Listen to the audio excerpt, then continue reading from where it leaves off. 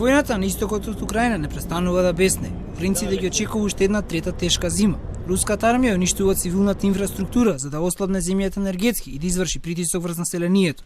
Но овие напади најчесто страдат и стари христијански храмови. Таква беше судбината и на црквата во Авдика во Донецката област, кај успеа да преживе Втората светска војна, но не и рускиот воздушен напад. Огромна дупка на куполата, уништување на објектот, сведочат за суровоста и разорната моќ на руските бомби.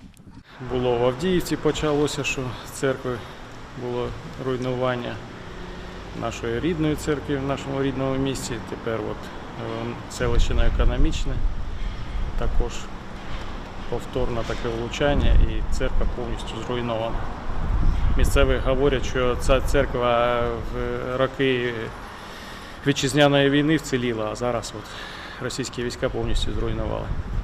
Припадници на специјалната единица на украинската полиција, бели ангели, задолжени за евакуација на цивилите од линијата на фронтот, при обиколка на теренот, влегува во објектот во кој владееше мртва тишина. Ушите ги параше звукот на крцкање на искршено стакло. Оваа црква стара повеќе од 100 години не е прв уништен верски објект од почетокот на војната во 2022 година. Досега според Украинскиот религиозен центар, низ земјата се уништени 630 верски објекти, од кои само 110 во Донецк. Жестоките секојдневни напади во Донецк, Бешужната и Висококатница, а минатата недела во Харков беше ракетирана стамбена зграда во која беа повредени 30 лица. Украинските власти постојано апелираат до своите сојузници да им обезбедат повеќе противвоздушни системи, за да може да ги одбранат цивилите од честите руски напади.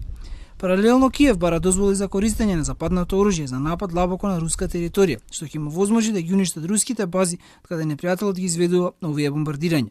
Зеленски претходно се пожали на спора и спорака на ветеното оружје. Рече дека иако требало да добијат опрема за 14 нови бригади, до нив пристигнала воена помош за едва 4.